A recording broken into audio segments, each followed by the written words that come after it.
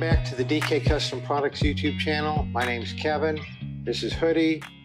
So what are the most common mistakes Here that people lately, make? it's not necessarily say, I will go with mistakes and misunderstandings. So Okay. let's go with the first misunderstanding.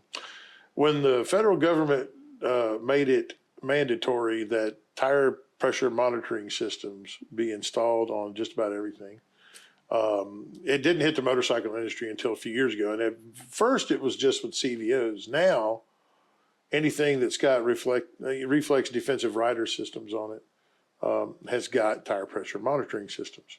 Nice. You don't have TPMS because you got three wheels. So the CVO trikes will have a TPMS. Right. But the regular trikes don't. So you're telling me that a two-wheel bike with RDRS also has TPMS? Mm-hmm. Like my bike has a reflexive defensive rider systems on it, and I have a tire pressure monitoring system also. From the factory? From the factory. So if you scroll over on the information screen, that's another thing too that people don't realize, that you don't ever have to touch that screen. Yeah, you can. It's all toggled. Yeah. Toggle it. And the only thing that you have to do if you turn it off with the toggle is reach up to manually turn it back on. That's it. Yeah. People are like, how do I get to my information screen? There used to be an information button, but now it's gone. Well, if you long press the home button, it takes you to a cardinal, it looks like something like cardinal directions, but it's a navigation screen where you can go to your information, your navigation, audio, everything, and never have to touch it. So two-wheel bikes with RDRS have TPMS starting what year? I believe 2020 was the first year that came out. So that's having said that, you've got the TPMS. When it sits over 12 minutes, it will start only sending pressure data every 4 hours. So if you're at night or something like that, when you first fire the bike up, it's going to first tell you what the pressure was 4 hours ago. Now, which might have been 30 degrees colder than it is This right is now. not disparaging anybody in any way, shape, or form, but pressure is a value that's derived by many things: internal pressure, external pressures, heat, cold.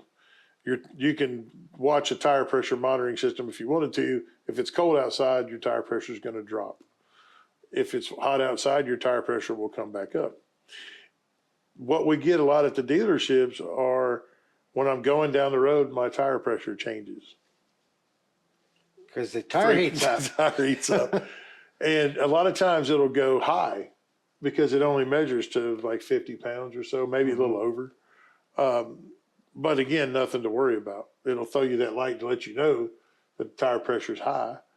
And it'll throw a light to let you know that it's low. But it does actually learn itself, believe it or not. It's actually fairly consistent. I can ride in super cold weather and my tire pressures go from 36 and 40, but I run mine at 38 and 42 to keep it from cupping so bad in the back. But when I first started, it might be at 30 pounds and 38 pounds, and I still don't get a tire light because it's learned through ambient temperature and pressures where it's supposed to be at. But that's probably one of the biggest things we get in. There's something wrong with my TPMS. Oh, because it changed. And it's changing while they're going down the road. Or when I got off of it, it was 47 pounds in the rear, and I got back to my bike, and it's got 42 pounds. Cool down. Yeah. And that's sometimes it's kind of funny to explain that. I guess the next biggest thing that you get is people who can't figure out which drain plug is for the oil and which drain plug is for the transmission fluid. Because obviously it's a pressurized dry sump with the touring bike and the new Softail platform, everything's underneath now. And we constantly would get people who would think they were dumping their oil and were dumping their transmission fluid, especially those people who use all one product and or say the HD 360 and the Formula Plus all kind of looks the same. So they're dumping that. Now they've got an empty transmission and a way over full engine, and it's coming out the breather, and they can't figure out why. Or I dumped my oil, but it's now it's showing up here on the stack. I can see the oil somewhere. That's probably the second most common one. Any other common reasons, mistakes that people make that they end up having to bring their bike in to get fixed from something that they started and didn't turn out how right? Yeah, a lot of times you'll see the front wheels installed backwards. Can't get the bike to move after I put it back together. Don't know what's wrong with this thing. And what they've done is they've looked at the front tread pattern and thought that, okay, not the arrow on the side, but the pattern itself appears as if it should be one single line and then the two coming that way, direction of rotation. But however, we all know it's exactly backwards from that. So Yeah. you'll have that where you'll just, get in there and can't put the brakes on and front wheel won't move. And it's because the spacers are in the right spot and the tires in the wrong position. I've seen So that. what do they end up having to Trailer it over to the dealership, raise all kind of cane about what's wrong with it. I don't know what happened. pull the axle, turn it around, And pull the axle, flip it around, and put it back together. That's happened more than Wow. a few times. and you're telling me the other day, I don't know if it's common. If it's not common, we shouldn't bring it up. Where they installed some handlebars, and is that a common thing though? Well, you get a lot of really, customer. When people do when handlebars, people do where they handlebars, screw if things they up. try to do them themselves, a lot of times they'll make a mistake with the twist grip sensor. So not knowing which plug to pull to drain the transmission versus the primary versus the engine, with the transmission and the engine being the ones that get confused the most. Yes. And then maybe not getting things right when they do the handlebars, installing the front tire And backwards, yeah. backwards, and then it won't turn. And then the other thing you talked about is on the TPMS on the RDRS bikes. RDRS? Yeah, the reflection Yeah. defensive rider system. bike. TPMS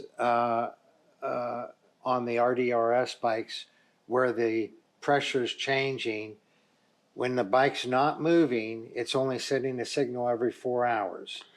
So at 9 in the morning, when it's 70 degrees, the last time it got a signal was maybe at 5:30 in the morning when it was 55 degrees. That is good. Yep. And so the tire pressure is going to be quite a bit lower than it would have been if it took it at 70. So that confuses people there because of the 4 hour lag when it's not moving. But then, of course, the other thing is when you're riding, the tire heats up and the tire pressure is going to go up. And there's a book, and I say this, of course, tongue in cheek. There's a book out there. I'm pretty convinced that the very first page of it says, "Do not read anywhere past this page." An owner's manual. But there's some things too that has to do with tires in there. It just like motor oil, there is a chart in there for ambient temperature, and it will tell you here's your inflation pressure, but that inflation pressure is only good for a certain amount of ambient temperature. And for every degree or so, or every 10 degrees above, say 70 or 80 degrees, it will tell you to inflate 1 or 2 pounds extra as you go up. And a lot of people that's the most overlooked pre-trip inspection, I think, on the planet is tire pressure. Oh, and you know what else changes tire pressure? Elevation. Yeah, because atmospheric pressure, obviously, 14.7, 14.7 pounds per square inch, 15 something pounds per square inch, one gravity. Yeah. I know that if you're at the bottom of Pikes Peak, ambient temperature is the same as at the top, which is not going to happen, but Right. it's still the tire pressure, going up 4, 5, 6, 7,000 feet or more. I mean, there's a lot of times where we're riding 10 and 12,000 foot passes, elevation passes, Not very and fast. the air pressure is going to change significantly apart from the ambient temperature and apart from the tire temperature going up. Just the elevation is going to affect that. But anyway, that's sort of off the subject. Yeah. These are things that you get is the TPMS, drain plugs. And that's if somebody's usually if somebody's doing a full service, themselves and changing all 3 fluids, it's never a problem. But it's usually just that individual who meant to change the oil, dropped the transmission fluid instead, and then filled the oil up more. Does that really happen a lot? Yeah. more than you would believe. So then they're running their tranny dry and they're running their engine over. Yep, I checked my oil; it's way over, and I only put 3 quarts in it, and then three and a half or 4 quarts or whatever never came out. So now we got 7 quarts of oil in there. And the miracle is how they got it all in there to begin with. That belly, I mean, the crank's probably underwater. That's amazing. That's why, you know, even M8s with their 5 quarts, they still only need to be run about 95% full. So if you found this video useful, or if you have any comments about things that you've seen that commonly get done wrong on your Harley or your friend's Harley, leave it down in the comments below. Y'all ride safe out there.